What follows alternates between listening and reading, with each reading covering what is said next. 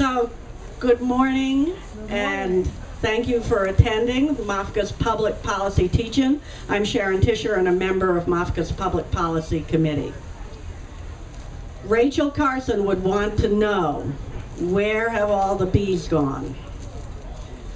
On average, 10 years ago, the percentage of die-offs of commercially managed honeybee colonies was about 15 to 20%. Now it's doubled from 30 to 40%. Meanwhile, research published last year revealed that populations of wild native bumblebees in North America have declined as much as 96% in 2 decades, and their geographic range has shrunk by up to 87%. And I have here a couple of wanted posters for 2 of those species, one of which, the rusty-patched bumblebee, was once ubiquitous all over North America, Ontario, and Quebec. It can hardly be found now. And this is published by the Xerces Society, a highly recommended organization in Oregon, I believe, that works to protect these bees. So they don't want them dead, they want them alive. If you see them, report them. You can get this material from the Xerces Society. So we have 2 beekeepers and 2 scientists to help inform us about how much we know so far about this very serious problem, which has implications for our food, the food chain, and the planet. I'm going to introduce each of the speakers now, and the game plan is that they will each have 10 minutes to speak, and then 5 minutes following each 10 minutes for you to address questions specifically to them, and then we'll have about a half an hour at the end of the program to address questions to anyone. So our first speaker will be Dave Hackenberg, who hails from Pennsylvania. He's been a commercial beekeeper for over half a century. He trucks bees all over the country, and he's no stranger to Maine. He knew, I think, a little more about Maine than I did when we drove down here from the airport. He's been supplying bees to Wyman's Blueberries for 40 years. And he's got a big operation, and he's absolutely full of energy. And he says in a good year, he produces, from the bees that he trucks all over to pollinate, produces 250,000 pounds of honey. But not every year is a good year, as he will tell you. And he's been very engaged in this issue. As one of the audience mentioned, as a movie star. He's testified twice in Congress. He's serving on an EPA committee of stakeholders concerned about pesticide use. He's been on 60 Minutes and a movie called The Vanishing of the Bees, which I think you can probably access online. Our second beekeeper is from Maine, Theresa Gaffney, and her husband Tom operate Highland Blueberry Farm in Stockton Springs. They managed they're in their 10th year of being certified, MAFCA certified organic farm. They manage 25 acres of wild blueberry fields, and they sell value-added products, including the first whole plant wild blueberry tea, which includes the red leaves, which are very high in antioxidants. She describes herself as a biodynamic beekeeper, and she's a relative newbie to this field. She's been keeping bees for 5 years and is also very concerned about this issue. After hearing from the beekeepers, we're going to hear from 2 scientists who have devoted very substantial proportion of their work to related issues. The first will be Frank Drummond from the University of Maine. And Frank is a professor of entomology. His research interests include pollination ecology, integrated pest management of blueberry pests in Maine, and the conservation of native bees. He's completing a major collaborative research project following 30 honeybee colonies in each of 7 states, exploring the links between honeybee pathogens, pesticide diversity in pollen, and foraging area in agriculture and honeybee health. And finally, we have Kim Stoner, who is an associate agricultural scientist from the Connecticut Agricultural Experiment. Her current research focuses on measuring pesticides in pollen and nectar, the pollination of pumpkins and squash, and the abundance and diversity of native bees on vegetable farms. Both Dr. Stoner and Dr. Drummond have collaborated with MOFGA in a number of ways, have been active participants in the Common Ground Fair in the past, and we welcome all of our panelists to this panel.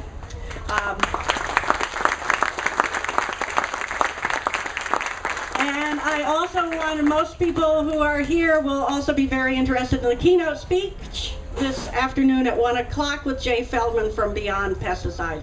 Again, connecting, of course, with the 50th anniversary of Rachel Carson's Silent Spring. So we'll start with Dave Hackenberg. Good morning. Don't usually come to Maine this time of year, but it's good to be here. First time I heard of your fair, and then it's kind of interesting. I heard yesterday and kind of got a chance to look around. A little bit about my background. I was born and raised in a dairy farm in central Pennsylvania, and was in the dairy business as a young kid, and my father got messed up in a farm accident, so I started keeping bees as an ag project in 1962, and I thought there was money in the bee business, and there is. I keep putting it there. I had 10 hives of bees, and I had a calculator. I guess when calculators came out, I'm an old guy. And I calculated how much money I made from them 10 hives of bees. Well, 100 hives made this much, and 1,000 made this much. But I forgot I was driving my dad's pickup truck and using his garage. So, but anyhow, our business and that evolved out of what started back in 1962 is now my son and a crew of 7 or 8 people, and we run about 3,500 to 4,000 hives of bees up and down the East Coast. Into California in the wintertime to pollinate almonds, and we've been doing this for a number of years, and since probably for the last 40 years up here in Maine, and probably for the last 10 to 12 years going to California. And also over a period of time I inherited or whatever, bought 2 farms, and so I'm a farmer that I don't farm, I have somebody else farming it, so I follow agriculture pretty closely. I kind of know what's going on out there, and as things start to change with agriculture and farming practices, you know, I not doing it, but I have a pretty good handle on what's going on. But anyhow, through the 90s and so on and so forth, we ran bees basically the same way we ran bees for years. You know, I was telling Theresa here earlier, you know, you got the bees ready to go in the spring, and you took them to apple pollination and blueberries, and you put supers on them, and then you went fishing. And after about this time of the year, you got the honey off the bees, and you extracted the honey, and you got the bees ready to go south, and then you went hunting. And then you got the bees to Florida, and you did some more fishing. But somewhere along about 2002, 2003, we started to see some new things happen. Of course, the mites, the varroa mite, the tracheal mite showed up in the mid-'80s, and that basically changed beekeeping from what, as an older person, I knew growing up and keeping bees through the 60s and 70s. The tracheal mites is a little mite that gets in the breathing tubes, and it causes problems. The varroa mite is an external mite, and if you don't take care of them, they take care of you, and you're out of business. So basically, beekeepers got to the point that anything that happened to their bees or happened to them, they blamed it on something you didn't do. Because as a beekeeper, if you didn't manage your bees properly and didn't take care of the mites, you were basically out of the bee business. So in the early 2000s, when we started losing bees from reasons that we really couldn't lay a finger on, 2003, 2004, 2005, it became a big epidemic all across the United States, especially in the winter 2005 and 2006 in California. Probably 45% of all the bees in California, late January, just kind of went somewhere, disappeared. And basically, you know, everybody, well, you didn't take care of your mites. That's the answer. You just, you know, the mites got you. And myself, you know, we seen things going on. It didn't really appear like a mite issue, but yeah, we got other pathogens and viruses that have been around, and so, well, maybe it's a combination of the mites and these viruses and so on and so forth. And then in October of 2006, I trucked 5 or 6 semi-loads of bees south, and the last load I took south myself in middle of October, Went back 3 weeks later, and out of 400 hives in one location, there was only 36 of them had bees left in the boxes. And it was on a gravel lot, and I got down on my hands and knees looking for bees that weren't there. I mean, there was no bees present anywhere except in these 30-some hives, and what was left in some of them wasn't more than a queen and a handful of bees. But the interesting thing was, not more than about 70 or 80 yards away, sitting through the brush, set 80 hives of bees belonging to somebody else. And I sent one of my hired guys over there to take a look at them. He came back and said, "Oh, they look great." And so I scratched my head for a while and wait a minute, this didn't happen here. This is something that happened somewhere back this summer, something we brought. I knew these bees didn't have any mites. I mean, they were clean. So that wasn't a problem. So with a lot of connections to the research community, Penn State and other folks, I made them phone calls and loaded up a bunch of this dead stuff and empty stuff, and some of the beehives were alive too, and brought them back to Pennsylvania. I remember well, it was on a Sunday afternoon. I rolled into Pennsylvania. It was a cold, miserable day. I backed that truckload of stuff into my warehouse, and Penn State brought a bunch of crew down, and they combed through it, and they took all kinds of samples. And 5 days later, they called me on the phone and they said, "We see some stuff. We come look at these pictures. We got some stuff we've never seen before." And it was kind of interesting. The insides of these bees were all crystallized and discolored. Sting glands were the same way, and it was just a lot of things that nobody had ever seen before. And so. And I wasn't alone, but I was the one making the noise, and you know, I'm the one that's been credited with finding this, and really I'm just the guy that made a lot of noise, so that's why I'm standing here instead of somebody else probably. But one of the things I started doing a lot of research and started thinking about, okay, so what's changed in these bees' environment? A colony of honeybees is not like a dairy cow or a goat or a sheep. You can put them right here and build a fence around them, and they're going to eat what's inside that fence. A colony of honeybees, you set them down here, and they're going to forage for miles in both directions, at least 2 or 3 miles in each direction. So you can't control what they're bringing in from the outside. So, as I said before, I got some background in agriculture and so on, and I started thinking about, so what's changed in agricultural practices around the country and in our environment, and not just agriculture, but in the suburban areas and in our lawn cares and so on and so forth. And the thing that really changed was we went to systemic pesticides in the early 2000s. I mean, it's just a mass wave of going from the old hard knock 'em down organic phosphates and other chemicals to the systemics, which according to the manufacturers, are safe. We're safe, they don't hurt people, and so on and so forth.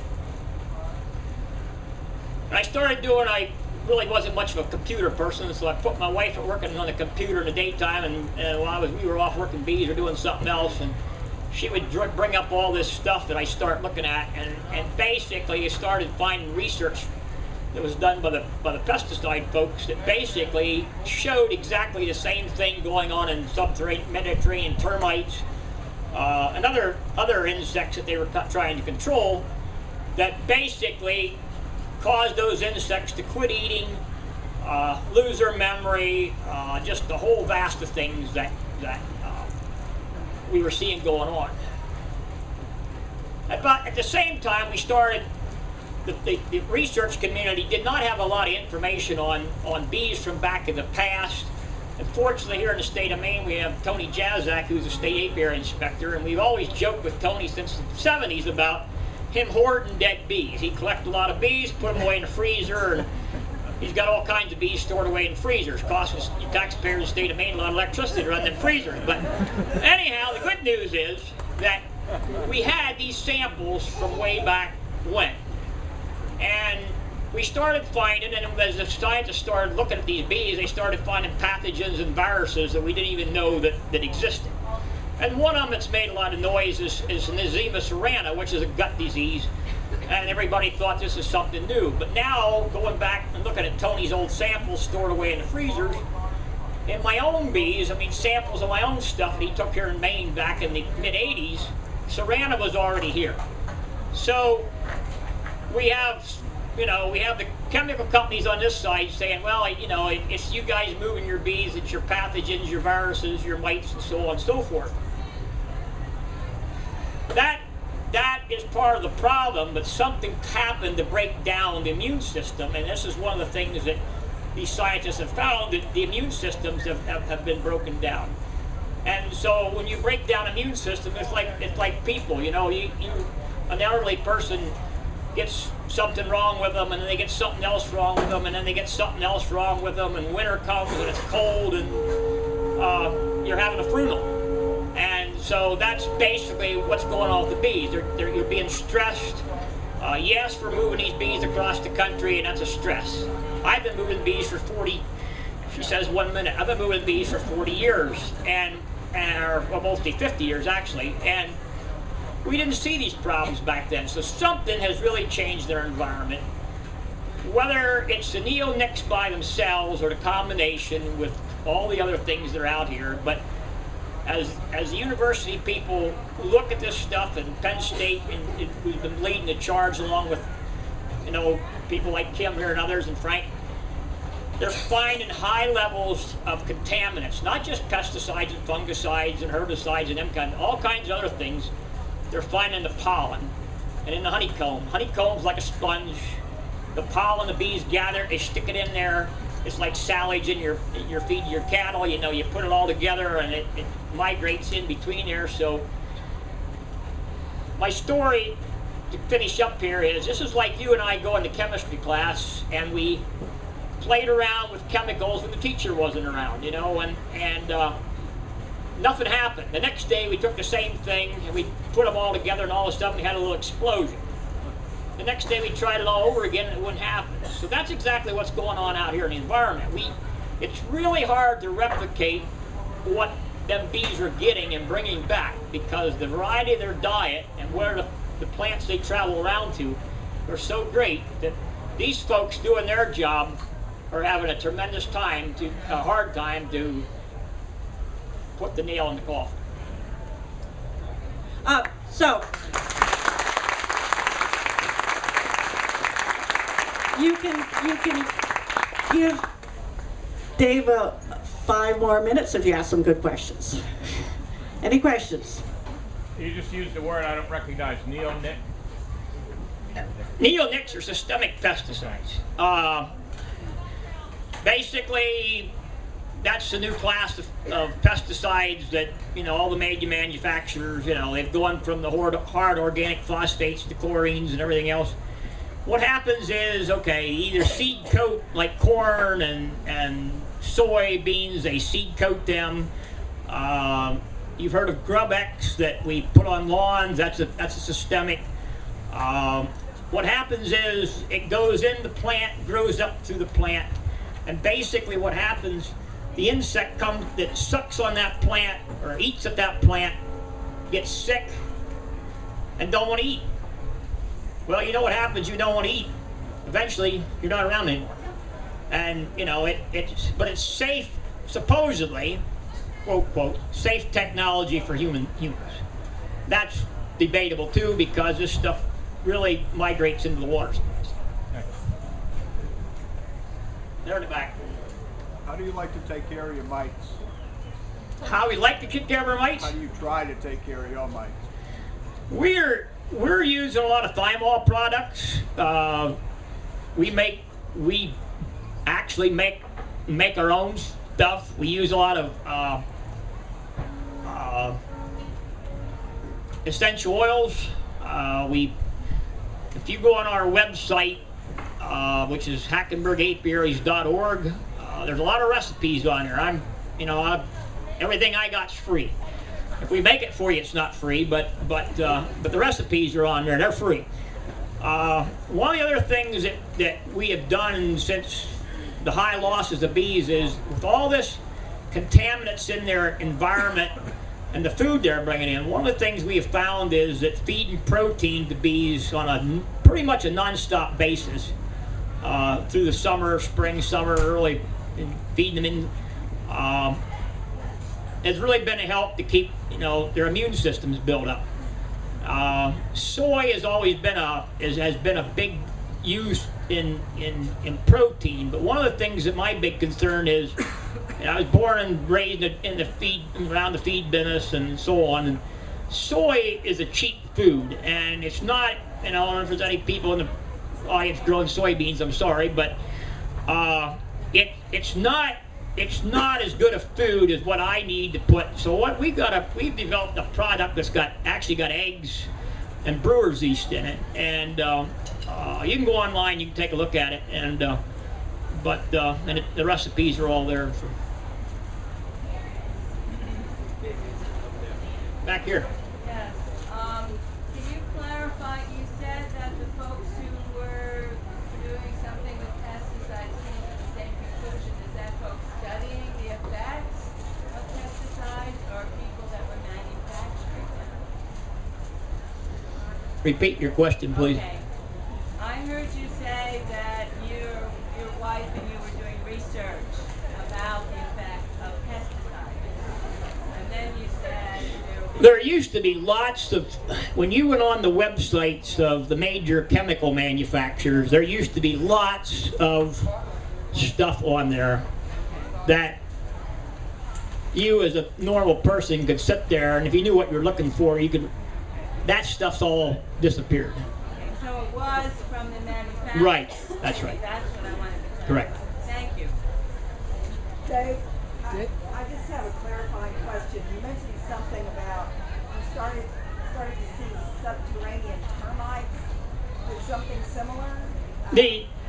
One of the studies that the manufacturer of, the main manufacturer of this stuff paid the state of Florida to do was a study on sub-Mediterranean termites. I mean, they use it on sub-Mediterranean termites. And basically it causes the termites to quit grooming, lose their way home, quit eating. And basically when I read this study, it was done by the University of Florida, it was just like looking at what was going on inside a beehive. Thank you. Now we have Theresa Gaffney of Highland Blueberry Farm in Stockton Springs.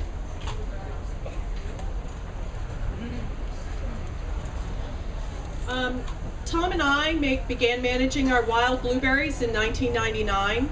The main reason we decided to grow our crop, hold on, I forgot my glasses. The main reason we decided to grow our crop organically is because we did not want the chemical sprays that were being applied by a conventional grower around our home. That was as far as our understanding led us at that time. That was then, this is now. And what we have come to believe now is that the chemical sprays not only affects us personally, but have a negative impact on an entire ecosystem, including honeybees and native pollinators, such as bumblebees, mason bees, and sweat bees. This is just to name a few of the over 270 species of native pollinators in Maine. As the land becomes more polluted in harmful sprays and chemicals, the question for us becomes, what can we do about this? Clearly, we cannot live in a bubble as much as we might like to. We can try to keep the pollutants out, but can we keep the bees safe from these contaminants within our own land? Could all our efforts of growing our crop organically help the honeybees and native pollinators reduce their risk of exposure to harmful pesticides? In 2009, Frank Drummond was part of a research project on our farm that explored these very questions.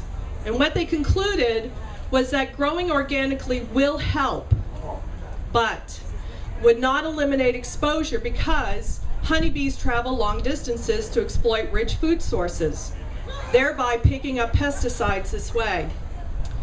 Frank found 10 different pesticides in pollen brought in by honeybees to their hives that were located on our farm. While this was lower than all the other apiaries located in 6 other states in the U.S., it is still disturbing. So what can be done? Before we managed our fields organically, we had a local company manage our fields conventionally. Basically, we leased the land out to them and they would burn in the fall, spray in the spring, and up into harvest, truck in hives to pollinate in the spring, and then come rake the field in the summer. Once the decision was made to manage our own fields and transition to organic, we stopped the trucking in of hives, spraying chemicals, and began to figure out how to burn our own fields. We hired the young people in our community to harvest our fruit, which we processed and sold to customers who came to the farm. Within a few years of stopping the trucking in of hives, I noticed a sudden and very unnerving lack of honeybees in our fields during one spring bloom. As many of us have come to realize, no bees, no food. This is a real concept for anyone producing fruits and vegetables on any scale. Since we decided not to truck in hives, we had to put our focus on what would pollinate our fields. For the first time, I was beginning to realize that yes, we need the hard-working honeybees to pollinate our fields, but we also needed every other species that can pollinate our fields as well. It was clear I needed to learn more about these pollinators. What I learned was that pollinators needed basically three things: food, water, and shelter. Frank was helping me to understand that unless there was a reason for any bee to stick around my farm, I needed to provide these three things or their numbers would continue to decline, and that the amount of fruit harvested would also decline. This is what I was seeing. Tom and I wanted to know what we could do to support all bees through their life cycle on our farm. Frank gave us a list of pollinating plants that we could consider planting for native pollinators, as well as for honeybees, thereby making it possible for all pollinators to want to stick around our organic farm that was pesticide-free. Tom and I set about to understand better our land, native pollinators, and pollinating plants. Our blueberry fields are naturally placed on the sloping hills in Stockton Springs, within a few miles of the Penobscot River in the Gulf of Maine. We are surrounded by 60-plus acres of forest, with a beaver dam placed within a quarter mile of the blueberry fields. I had fresh water and shelter for our pollinators. Now we needed a diverse food source for them. Blueberry bloom is a great source of food for the bees, but to sustain them through their life cycle, they were going to need more. As we looked at our land, what we began to notice in the field is that some places were rich in blueberry mats and other places not so much. For whatever reason, the pH was higher, the soil denser and richer, which would be able to support other pollinating plants such as goldenrod, St. John's wort, self-heal, and red clover, to name a few. So we took advantage of what was already happening in our field by allowing these plants to come up, and we would manage their place.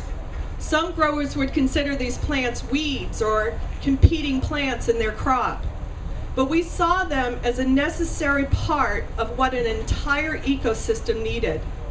Some parts of our blueberry fields were grassier than other parts, and this became a nice spot to build up and plant Rosa rugosa plants to act as a windbreak for our garden and support the pollinators.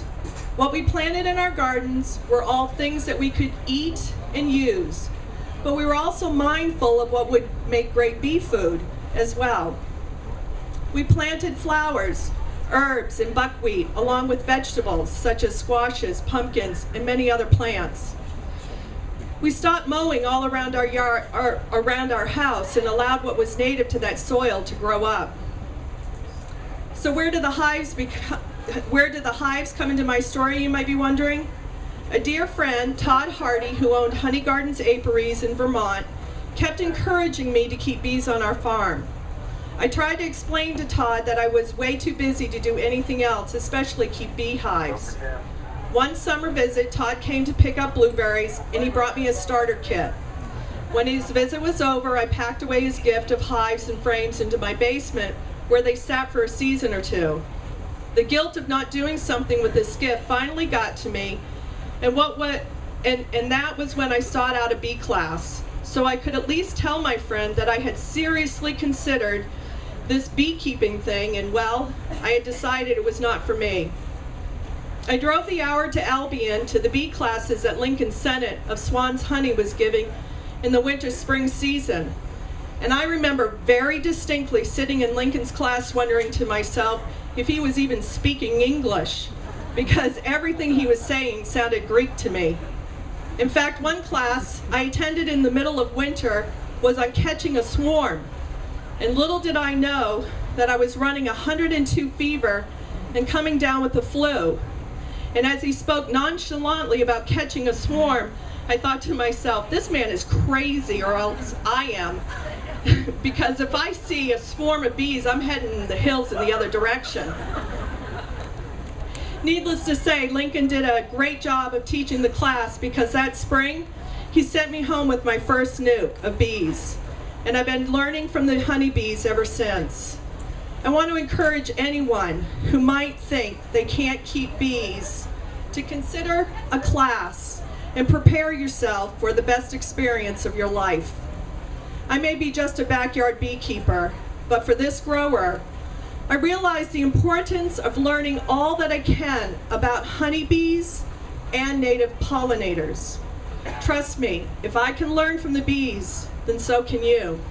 And no, I do not treat my honeybees with traditional chemicals or essential oils. I will use powdered sugar to treat the mites.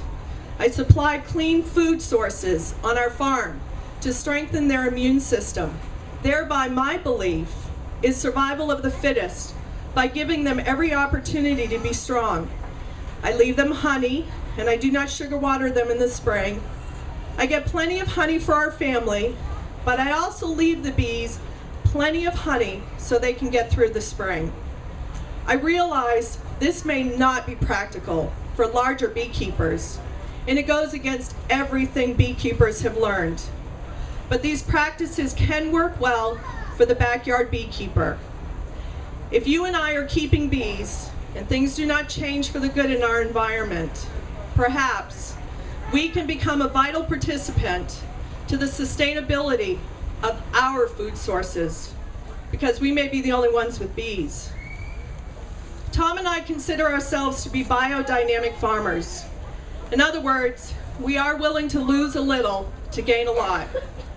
So we may not harvest 4,000 to 6,000 pounds of berries off our fields like conventional growers do in the barrens, but we have built up a habitat that make it possible for pollinators, whether native or hived, to sustain themselves through their life cycles without worries of pesticides and other harmful sprays being applied in their home. And just in case you were wondering, this year we harvested over 20,000 pounds of berries from approximately 10 acres of land, making this year one of our best crops in a long time. That is over 2,000 pounds an acre for an organic crop. This was good. What made it good was looking at all the pollinators and considering what we could do differently. How about you? What can you do differently? By putting in pollinating plants in your yards, like we did at our farm, will hopefully provide the food sources for both native bees and honeybees. We can all manage our land for clean bee forage, and this is a start to minimizing the exposure of these wonderful creatures to pesticides in their environment.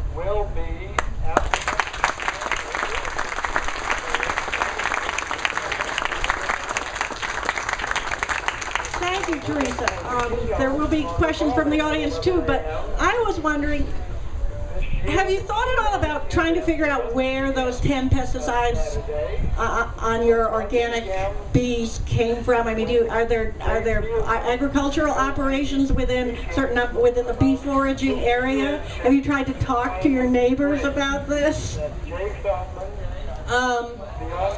Yeah, they are around, and unfortunately, no. They're a big grower that are all around me that are managing the land, and that's no excuse. But you know, it's one of those things, you got to take it one step at a time, and so that's what we're doing. And this is research really that just kind of came out, and Frank can talk more about that, but you know, even people who are trying to get rid of dandelions from their green lawns, you know, I think many of us realize what an essential spring pollinating plant that is for the bees, and you know, so those are other talks that we can have too. Thank you so much for encouraging the wildflowers, the goldenrod, and all of the things that the bees can get in the natural environment. What do you have to say about the gold star type hive? It's a special kind of hive that people are encouraged, even if they're not beekeepers, to put in their yard. Top bar. Yeah, the top bar hive. I do have one. I was waiting for a swarm from my from one of my hives to to make a home there. So I set it up. The top bar hive. My father built it for me, and I set it there. I'm excited about trying it out.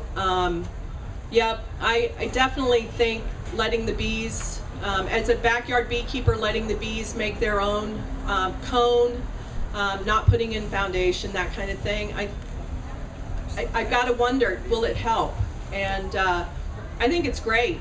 I think the top bar hives are great, and it's a great concept. So I'm excited to try it out. Unfortunately, I haven't tried it yet. I'm Dave Wright from Dave's Bees. I'm a top bar hive beekeeper. Nice. You like it? Beyond organic. I don't own a chemical. I buy no chemicals. And as each of you speak, well, first of all, I'd like to say thank you to all of you, because you're working against the chemical companies, and they got mountains of money for their smoke screen campaigns, and the bees just have you. So thank you very much for what you're doing.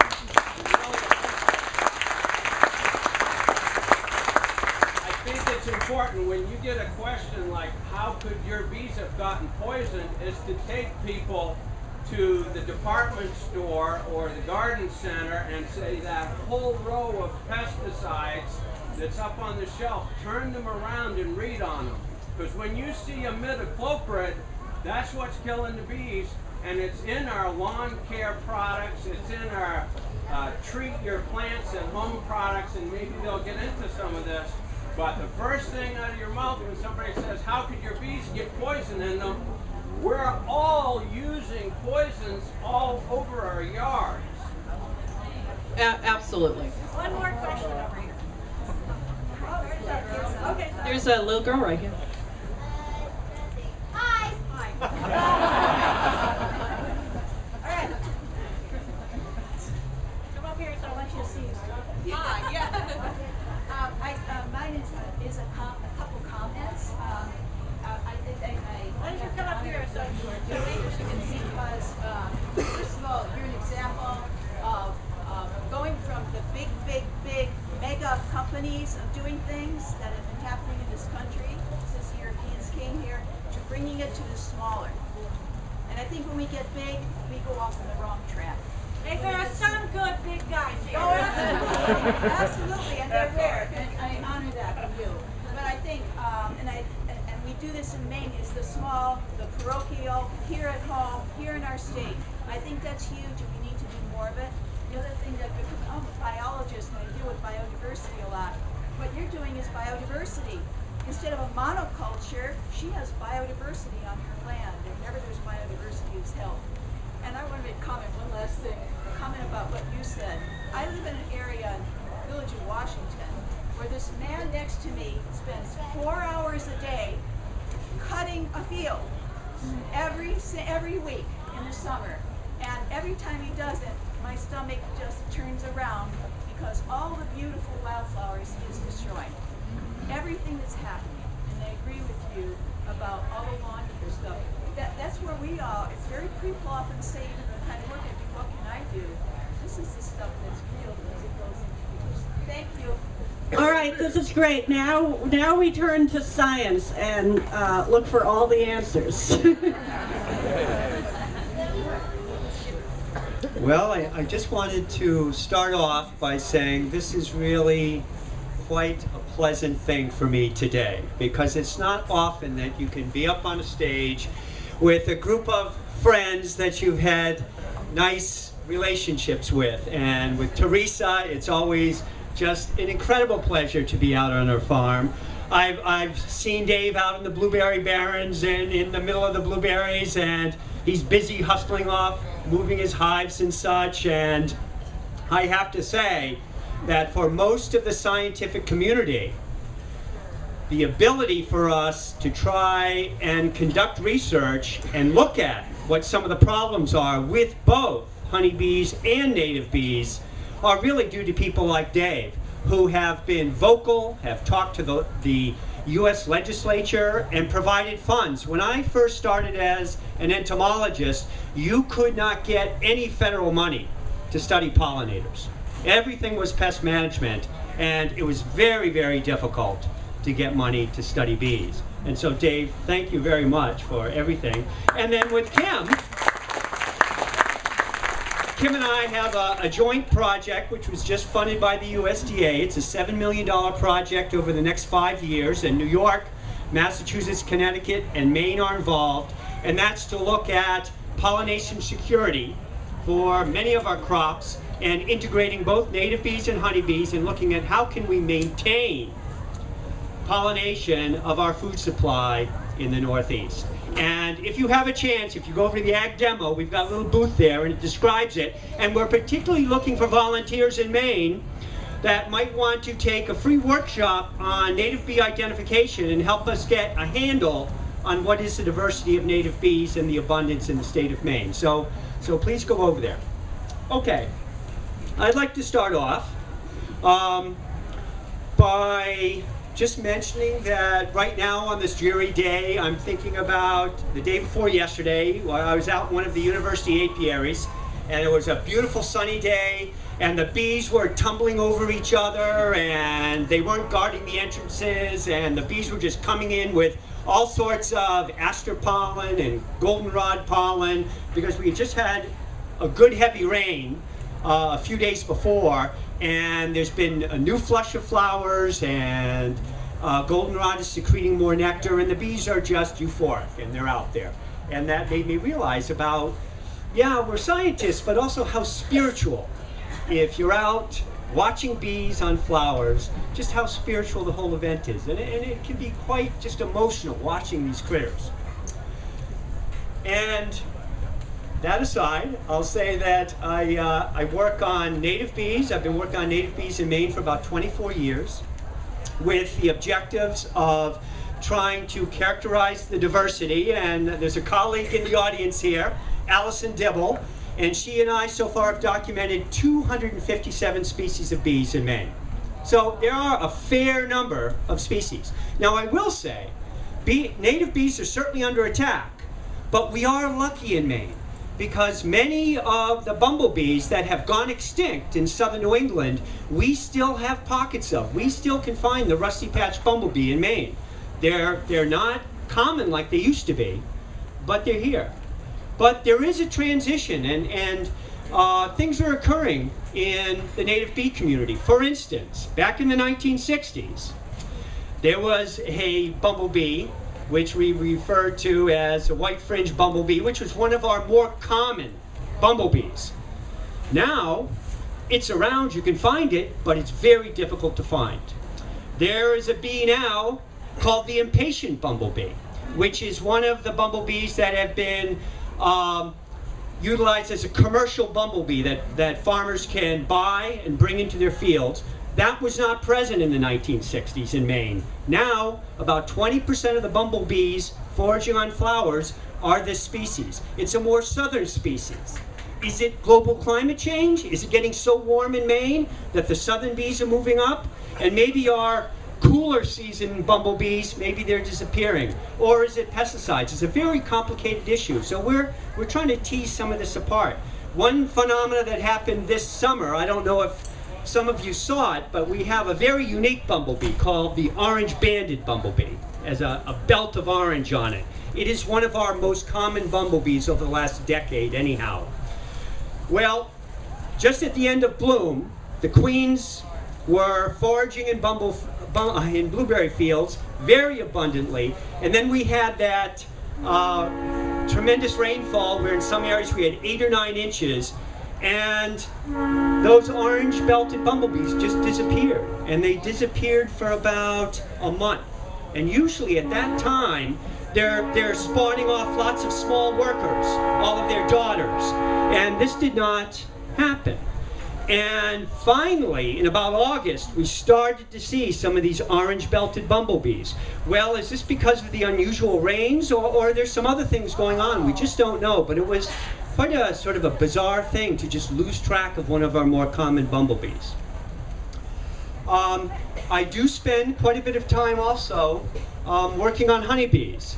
And some of the projects I've been working on, one is that we've been looking for a few years on how to organically manage varroa mites on honeybees. And we've developed a good method, and Theresa mentioned using powdered sugar. We also use screen bottom boards and drone traps, and also thymol, as Dave mentioned, essential oil from thyme. And it's very labor intensive, but for the smaller scale honeybee keeper, it's certainly doable. That you don't necessarily have to resort to very harsh chemicals to put in your hive. So that's one project we've been looking at. I've also been focusing a lot on some of the pesticide effects. And some of the pesticide effects are quite subtle and extremely difficult to really get a handle on. And I'll just talk about two. So Sharon mentioned that I'm involved in this national 4-year project where in 7 states we have stationary apiaries.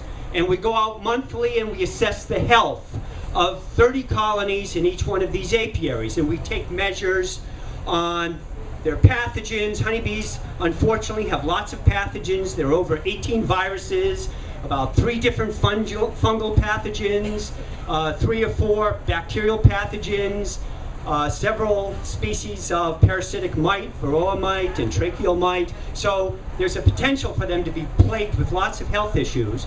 But in addition, we strap these little toys on them, and some of you who keep honeybees may know that these are what they call pollen traps. And they're quite ingenious, that these ones you can just slap on the front of the entrance, and they have little square entrance holes that the bees have to squeeze in to get home. And as they do, the pollen on their hind legs gets knocked off, and you catch it in a bin below. And Kim has been instrumental in spearheading a lot of this work, and so you can capture all this pollen. And then a colleague of Kim's in Connecticut has a setup where they can look for over 170 different kinds of pesticides. And so we send them off. And what's a little scary is that every place we've trapped pollen in Maine, even in areas which are extremely pristine and isolated from any sort of agriculture, any urban areas where people live, we still pick up pesticides that bees are bringing in. So exposure to pesticides is ubiquitous. And it isn't necessarily greater in agricultural areas. It's actually quite severe in urban areas in the state of Maine, and we can hear what Kim has found. But these pesticide levels are minute doses in parts per billion. And so the question is, do those really have any impacts? Well, in this national study, what we found is when we looked at the pesticide exposure, that there were some extremely subtle effects. And one of the subtle effects is that as the pesticide exposure increased with these minute amounts in the pollen, there was increasing likelihood that these colonies would undergo what's called supersedure. And they would lose their active queens and have to produce new queens. And this actually slows the population growth of the colony during peak times in the summer when the colonies are building up. And so it's not necessarily, in this case, these pesticides aren't out and out wiping out colonies and causing colony death, but it's weakening them, and meaning that you go into the winter with weaker hives. So that's one subtle aspect. And another subtle aspect we've been looking at are pesticides that for a long time have been thought to have pretty benign effects on animals. And bees are animals. And these are some of the fungicides, especially fungicides that work by inhibiting sterol. And sterols are used for instance, cholesterol. And animals need cholesterol, and they get the starting ingredients to make cholesterol from plants.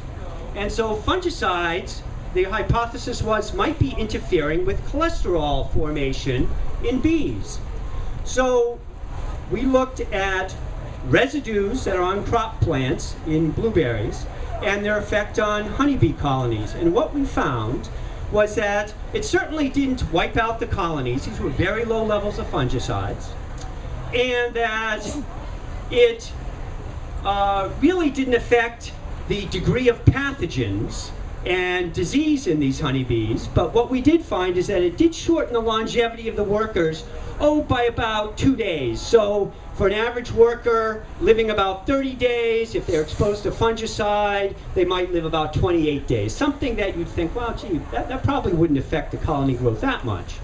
But what we did find is that honeybees are very hormonal animals, and hormones drive their growth and development. And they have a particular pair of endocrine glands that are located right behind their eyes, and they look like clusters of white grapes in their head. And they use these endocrine glands, which are called hypopharyngeal glands, to produce a substance called royal jelly. Some of you may have heard of it.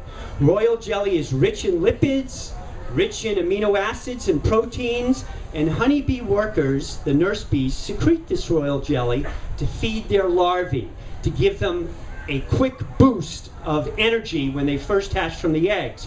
And when honeybees are making new queens, they feed them more royal jelly so the queens can develop ovaries that are reproductively capable.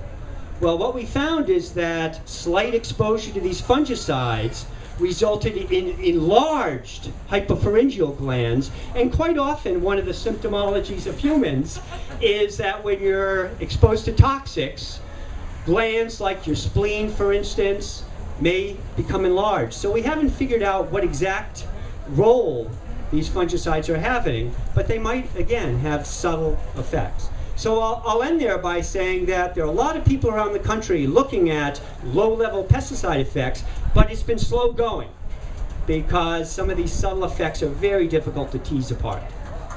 Thank you.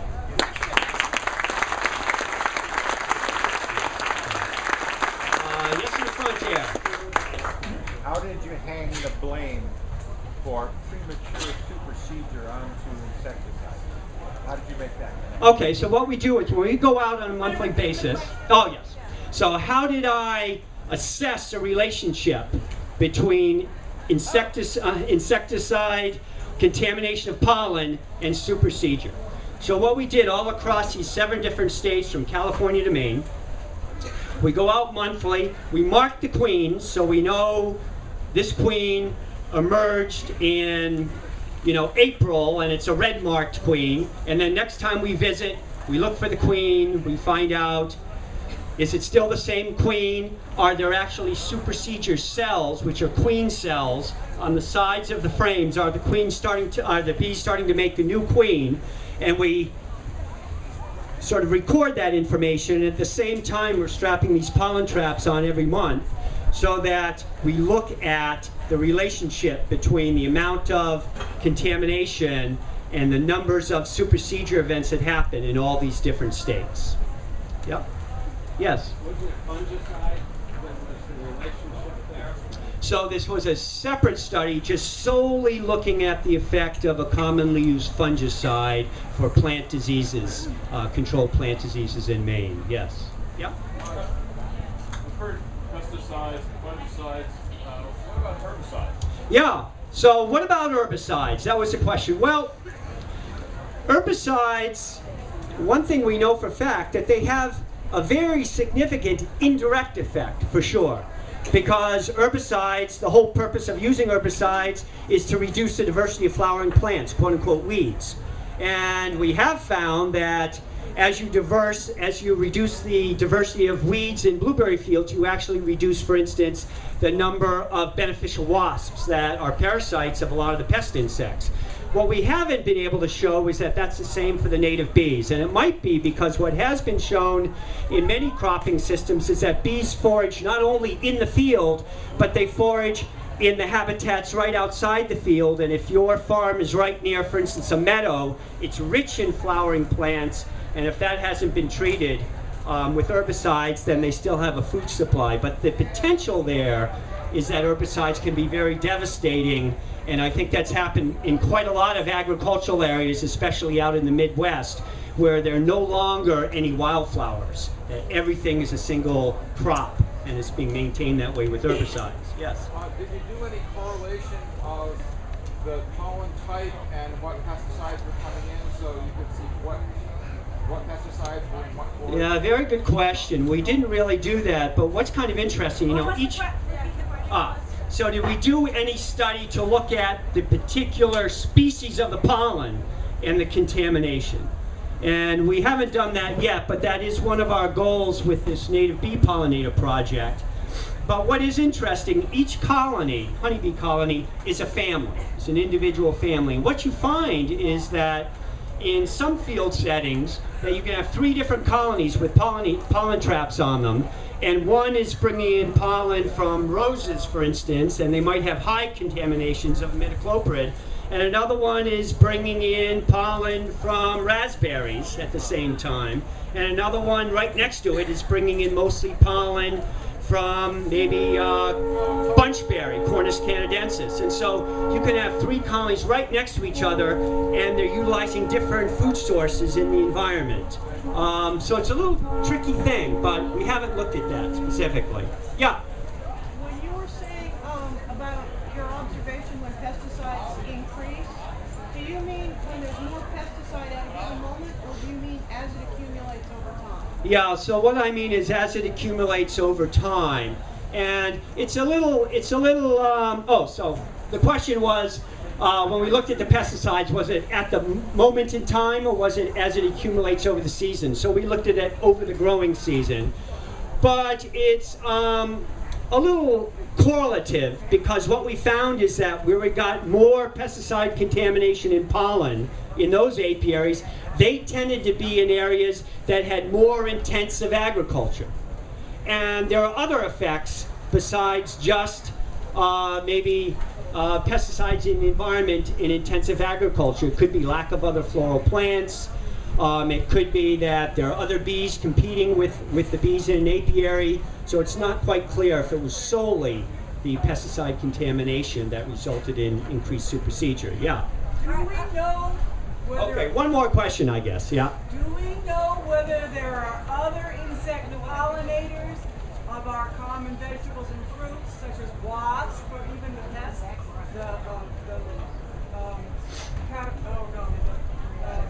cucumber beetles, some of the common other insects? Have you done the research? Do we know if there are other pollinators besides just the bees? There are. And in some crops, for instance, some of the hoverflies are important. Yellow jackets in the spring, the queens visit flowers. It can be important, but there are no insects that are as efficient at pollinating most of our food crops compared to bees. Bees are highly evolved and are intimately linked with floral morphology and development, and they are our major pollinators of our fruits and nuts. Now remember, we will have 20 minutes for open season on questions. At the end of Dr. Kim Stoner's presentation, and Dr. Stoner is an entomologist with the Connecticut Agricultural Experiment Station, for any of you who are coming in later. All right, thank you. So one thing I want to start with is the problems with bees are not just in this country. There are problems with honeybees around the world. There are problems with bumblebees actually around the world. And so I got interested in this because in France there were beekeepers that were saying that they had these mysterious losses of bees in a region where they were growing sunflowers when they started treating these sunflower seeds with a chemical that we've talked about, imidacloprid, which is in a family of chemicals called neonicotinoids. That's what Dave was talking about. And so one of the characteristics that Dave was talking about these neonicotinoids is that they're systemic. You can treat the seed with the insecticide and it travels through the whole plant. And so that's one of the things that's different about these relatively new insecticides compared to the other insecticides that have been around for a long time. So he talked about organophosphates. There have always been bee kills from insecticides because bees are insects and they're very susceptible to insecticides. And so one of the things about using the systemic insecticides, they are really safer for people in the sense that you're not spraying pesticides around that are, so there are not like these clouds of liquid spray or dust that are floating around in general with these systemic insecticides. So that makes it safer for the people doing the application. It makes it safer for the people harvesting, you know, weeding and harvesting in the fields because there's not so much residue around. So that's something that's important to remember about these insecticides. But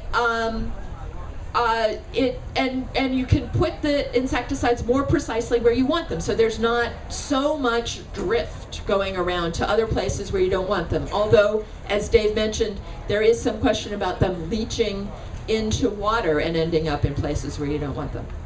So, so at first, when these neonicotinoids came in, and imidacloprid was the first one and is the most widely used. Actually, they say it's the most widely used insecticide in the world now.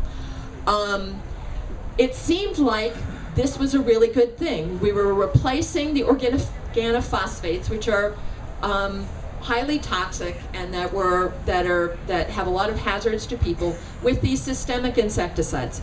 But there were a lot of there were observations from people around the world, for example, these Europeans, that bees were dying off. And so there were a lot of things that we didn't know at the beginning that we're learning as we study this. It's too bad that there wasn't funding back in the 1990s, so we would have learned this sooner, perhaps, if there had been more funding. But so the way we found that the way that these insecticides are stuck onto seeds, corn seeds in particular, they were not stuck on as well as people thought. So the combination of how they were stuck on the seeds and the way those seeds were planted caused the insecticide, the highly concentrated insecticide that was stuck right on the seed, to peel off as dust. And so the dust then, the farmers weren't really sort of informed about this. They were told the way to deal with this dust is to blow it out of their seeders when they got finished. And so this advantage where you would not normally have clouds of concentrated insecticide blowing around were just invalidated by that practice, because there were these clouds of dust associated with corn planting. And my colleague Brian Eitzer was involved in research on this with some other scientists in Indiana, and that's been published recently.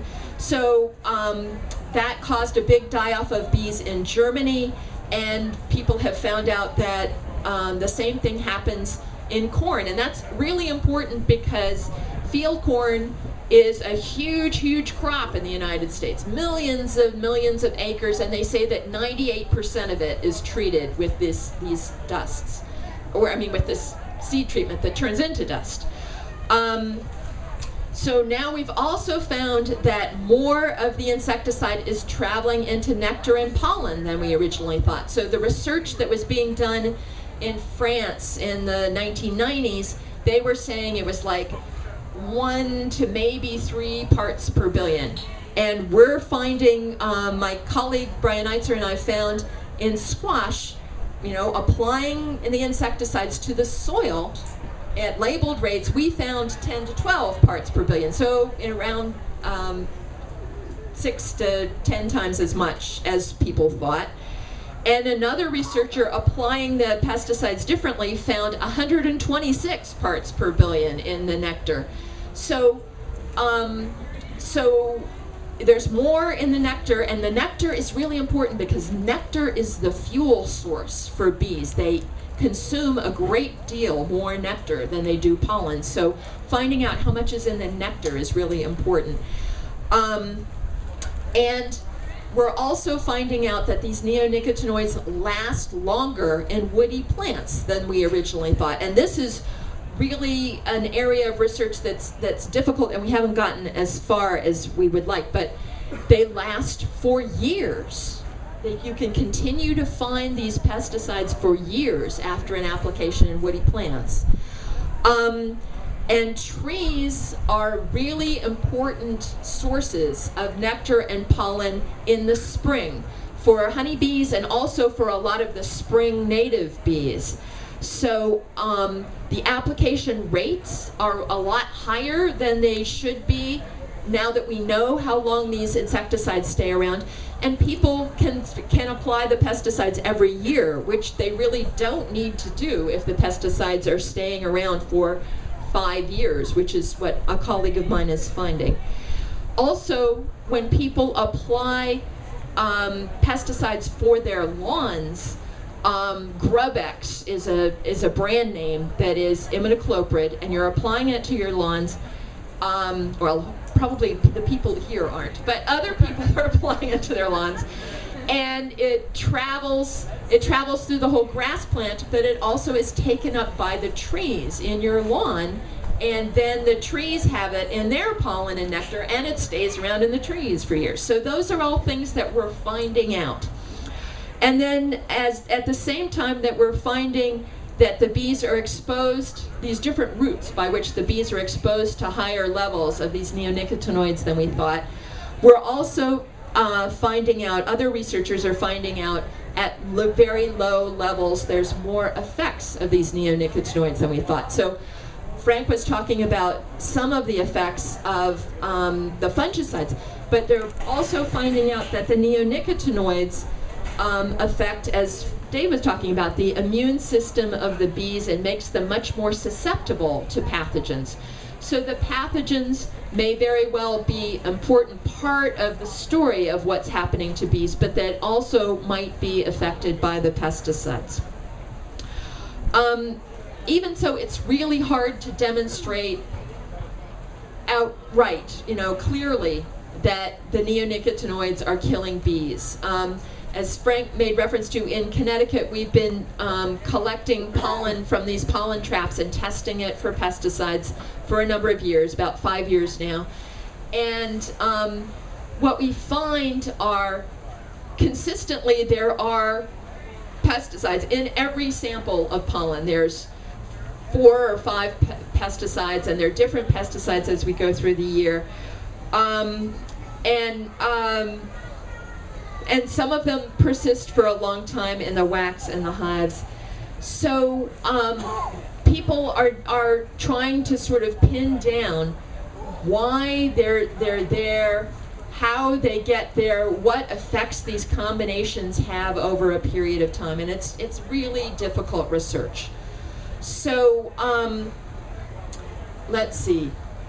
So there are some, I know this is a policy teach-in, and there's some things about policy that we could do. So one is changing the way these pesticides are applied to seeds so that we don't have this problem with dust, or at least capturing the dust and making sure that it's disposed of as the hazardous waste that it really is.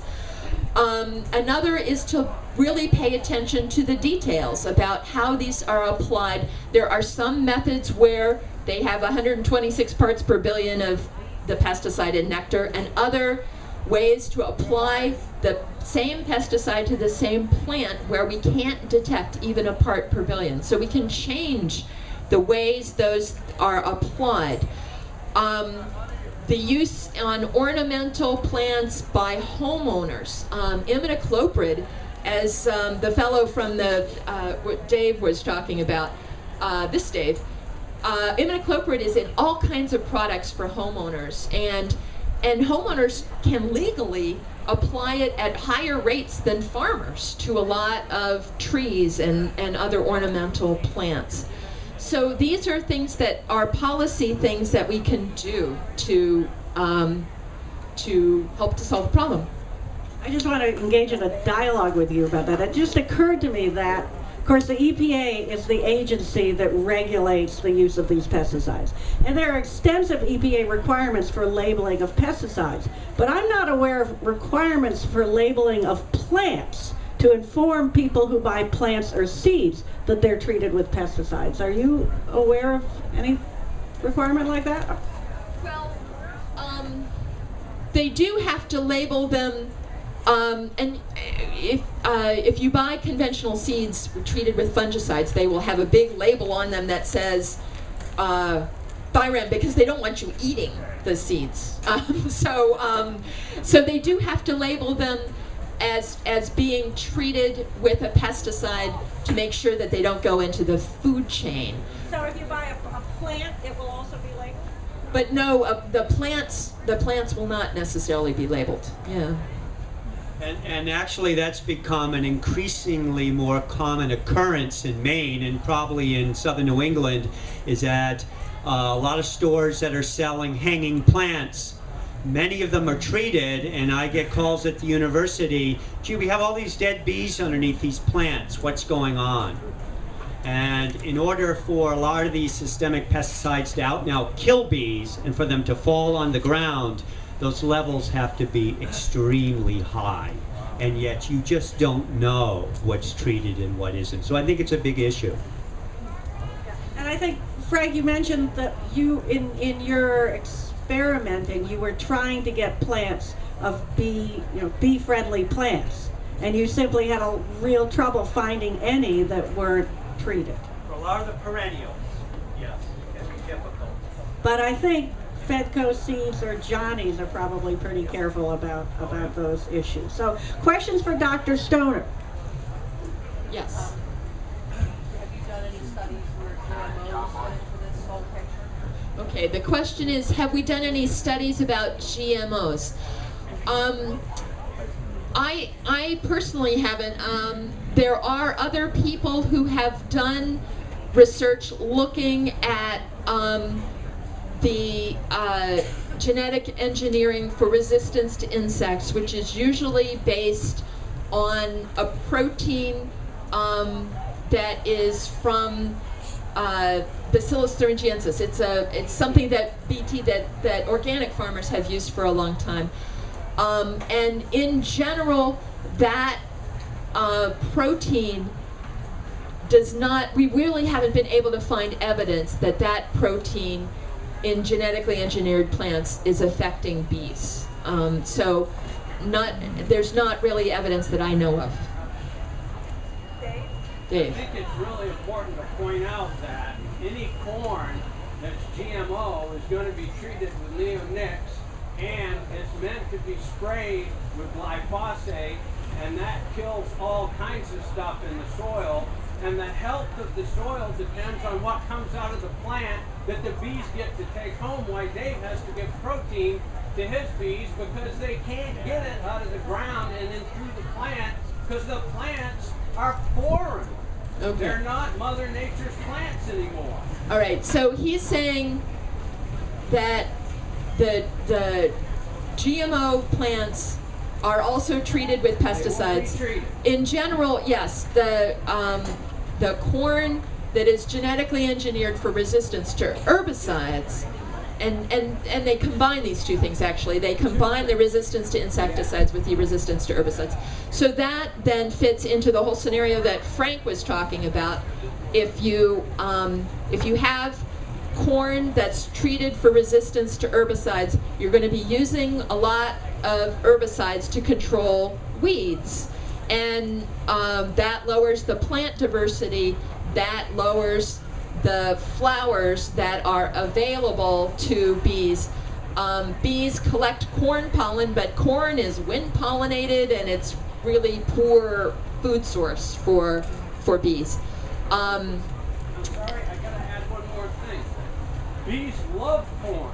They're all over the pollen. They also love getting the sap out of the side of the corn in the form of guttation droplets. I find bees on my corn all the time. and they'll go to the hive and come back to the exact same spot. So they do use corn.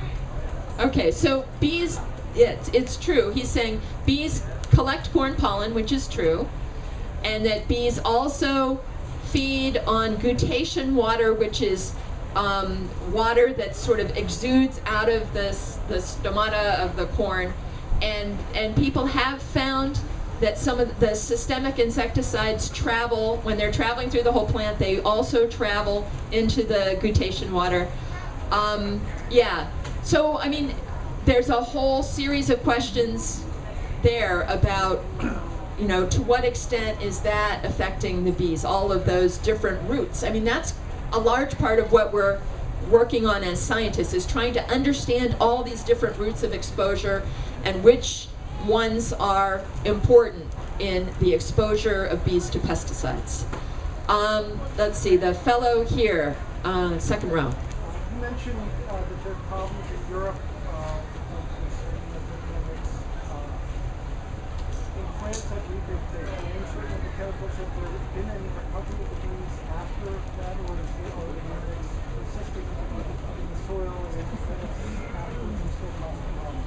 Okay, the question is, in France they've banned, actually my understanding is that they haven't banned the neonicotinoids completely. What they have done is they've banned certain neonicotinoids as seed treatments in corn and in sunflowers. Yeah, it's imidacloprid actually. It's, yeah, the trade name is gaucho. So they have, and in some other countries in Europe they've done that too. I get sort of differing reports from people in France. So there's some people who say that the bees have not substantially recovered. There's others who say there's been some recovery. So the answer is not clear to that question, I would have to say. I don't know if you've heard anything different, or if you've heard anything different. You're in contact. They haven't banned it completely. They basically put zones out there where they can use it and can't use it, and so it gets pretty fuzzy. And I would also think if this stuff hangs around for a long time, it's going to take quite a few years for bees to recover. Yeah, so there's not a simple, straightforward answer to that question. I'm sorry. It's a question a lot of people ask. Yeah, Mike. Hi, Kim. Hi. Imidacloprid and synergistic fungus or bacteria in the hive at the same time. There was some talk about imidacloprid being present in a hive with either a bacteria or a fungus. Okay, so the question is about synergy between imidacloprid and bacteria and or fungi. There is the pathogen Nosema ceranae is these days, it's a microsporidian actually, and people talk about, is it a fungus, but or is it a protozoan, or what is it? It is a fungus now. That is one of the pathogens that we've found, that people have found is increased in hives when there's a really pretty low level of imidacloprid in the hive. So there seems to be some kind of synergistic effect. To some extent that may operate through the immune system. There's various possibilities about how that may work. Another question? Yes. I doubt that anybody in this room actually uses some of the chemicals you're talking about, but we do use certain things, and I'd like you to talk about spinosad and BT. How careful do you have to be with those two things around bees? Okay. The question is about some of the organic insecticides, spinosad and BT. One of the great things about BT is that there are particular strains that are particular to certain groups of insects. So BT, so far as we know, really does not affect bees, and so that's something that it would be good for organic farmers to know. Spinosad is when it comes directly in contact with bees. It is a broad enough spectrum insecticide that it would in fact kill bees. You know, in a dose, you know, applied directly when bees are present. So you should not use Spinosad. And there are other organic insecticides like pyrethrins and pyrethrum, which are in fact also acutely toxic to bees, so they shouldn't be applied when bees are present. Can we not use Spinosad ever if we have bees in the immediate vicinity, or can we just not use it on a flowering plant? Okay, so the question is, should you not use Spinosad ever if you have bees in the vicinity, or just not on a flowering plant? So you don't want to use Spinosad in places and times when bees would be present. So you don't want to use it on flowering plants when bees are present. But another thing that people are often not thinking about is if you have flowering weeds that are, so maybe the bees aren't on the crop plant, but there are flowering weeds. There will be bees on those weeds. And one thing actually that we found in our research, somebody asked earlier about when you find high levels of insecticides, what plants are they on? We, in my project, found high levels of imidacloprid in certain samples of pollen, and we did break down the pollen into the components and test the insecticides in the imidacloprid and other insecticides actually in the components. And we found that the really high levels in that particular sample were in white clover, black locust, and alfalfa, things to which people would not be applying imidacloprid. So presumably that was because people were applying the imidacloprid to something else, and those other flowering plants that were flowering at the same time were exposed. So it's important to be aware of the flowering weeds that might be also exposed and the bees that would be on those weeds. Yes, ma'am. There's a major effort underway to ban clothianidin among the neonicotinoids. And you haven't mentioned that one. Do you see any particular reason that imidacloprid shouldn't be part of that ban as well? Okay, the question is, there's an effort around a petition to ban clothianidin, which is one of the other neonicotinoids, which is highly toxic to bees. So what do I think of that, and then whether imidacloprid should be included in that as well? I think that was the question. I think clothianidin was specifically addressed because it was kind of a target of opportunity. There were some procedures that were not followed in evaluating its environmental effects, and so people saw that was a gap that sort of gave them an opening for a legal review of clothianidin. Yeah, I have a description of that, and I think that Dave Hackenberg is a party to that petition to the EPA. One of the 24 beekeepers and about 1 million Americans signed online to support it. I think what happened was that the EPA granted a conditional registration for this pesticide, saying that within a certain number of years you need to demonstrate no adverse effect, which is a normal thing you always have to demonstrate to get registration. And someone dropped the ball, and it was continued to being used, and they never made the demonstration of no adverse effect. So it was an easy case legally to bring. It doesn't say that this is a worse pesticide than imidacloprid. Yeah. So it was also involved in. It happens also to be a pesticide that's used in seed treatment of corn. So it happens that it was also involved in some of the bee die-offs associated with the problem with dust from the corn. I guess I don't see that banning clothianidin is gonna solve the wider range of problems. It's a start. He says it's a start. I guess that's my take on it, is that the problem is not specifically with clothianidin. I think that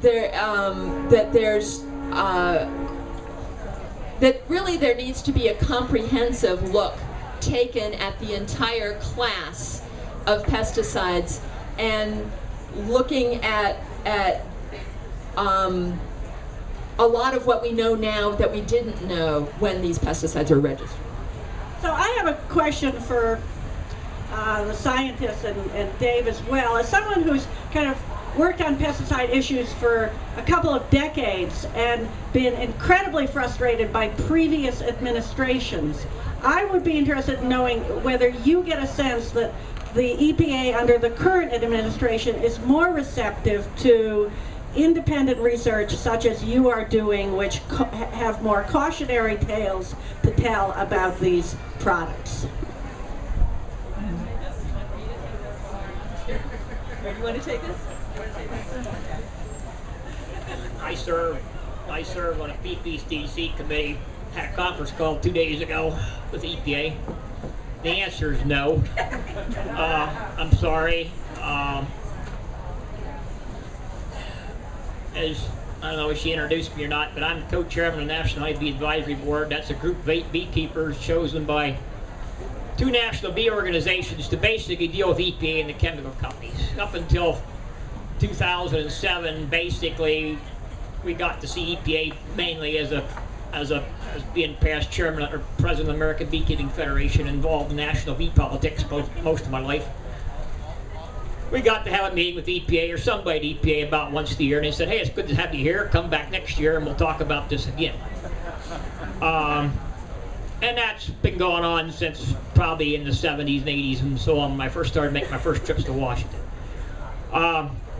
We formed the National Honeybee Advisory Board in 2007, and amazingly enough, EPA talks to us on a regular basis. If you wanted to talk to the advisor to Lisa Jackson this morning, and he felt like answering his telephone, I could call him right now and we could have a talk with him. Larry, I know Larry on a first name basis, but there's a situation where there's a mid-level, the lower level people are all in agreement something has to be done. We've got to change labeling, we've got to change enforcement, we've got to do a lot of things. But somewhere up here there's this watchdog in the middle of the whole thing, and those people have names. Their job is to basically stop all that and make sure it don't happen. Who are they working for? I mean, you can make your own comments. Well, and who they used to work for. The comment here about the cafeidin and why aren't we going after metacorpus? Well, I mean, that's been talked about with the lawyers and so on and so forth. The unfortunate part about this thing is the chemical companies already have a new class of chemicals that's already on the market. It was used on cotton this summer. They're asking for conditional registration by December to use it on everything, which will make, the thing about, if you look back at the chemistry industry over the last, my lifetime, every 10 years chemistry changes. It changes for a couple of reasons. The chemistry runs out, but the other thing is their patents run out. And if there's no money to be made, and you got clothianidin, the neonicotinoids that was, started by one outfit, and now everybody makes it. I mean, it's coming in from Vietnam, it's coming in from China, it's coming in from wherever. They're not making any money. Okay, I know all these people in a first name. You talk to the major chemical companies, they're people just like you and I. They're not making any money, so we gotta make a new chemical. It's already out there, folks. One of these mornings you're gonna wake up and look at your computer and you're gonna say, the major manufacturer of of neonics is going to say, oh, we found that there's a problem out here, and I mean, so we're going to ask EPA to pull this stuff off the market or do whatever. Because they already got the new technology, and it's not any better than what we just got done with or what we're operating. Talking about the corn issue and the genetically modified situation. I own farms. I've seen what's happening with genetically modified crops. As a friend of mine that's at the University of Michigan talks about genetically modified, it's a train wreck. It's not that there's gonna be a train wreck, it's when is the train wreck gonna happen. And if you follow agriculture and you look at what's going on in the cornfields across the country, we're already seeing the train wrecks. Corn falling over for no reason at all about this time of year, or a little before, corn not pollinating. I mean, just there's a list of things going on a mile long. This year, the seed companies have put, on a lot of your major seed companies, have put on 4 fungicides and 2 pesticides in that seed coat. Now, it's not because, I mean, they're trying to protect their plant from the ultimate disaster. And I'm just a beekeeper. I'm not really a farmer, but I drive down the road. I spend a lot of time on the highway, and last fall about this time, we started to see cornfields falling over for no reason whatsoever. And when you talk to the plant people and the corn seed salesmen, their answer is, well, you put too much manure on, you didn't put enough fertilizer on, you did this. It's almost like I own a fleet of trucks, and I have a problem with steering tires. So I go to the tire shop. Well, you were overinflated, you were underinflated, they weren't aligned right. It's never a problem with the tire manufacturer. I mean, after months, you figure out that, yeah, they made a bad tire. But there's a train wreck coming in the seed business. What's going to be next, I don't know. But as far as the chemical business goes, they're already working on new technology. Unfortunately, we have to make way for some very good music. I want to thank this particularly well-informed and astute audience for your participation, and I want to thank all of our panelists for coming from far and near to help save the bees. I want to remind you about the teach-in, the keynote by Jay Feldman, Beyond Pesticides, 1 p.m. I want to remind you about signing up to monitor. Where can they sign up to help monitor wild bees, Frank? The Ag Demo. Ag Demo tent. Any particular time or just any time? Anytime. What's the name of the table? Start looking for those bees. What's Thank the name of the table? It's just pollination security for the Northeast. Okay. You live last weekend.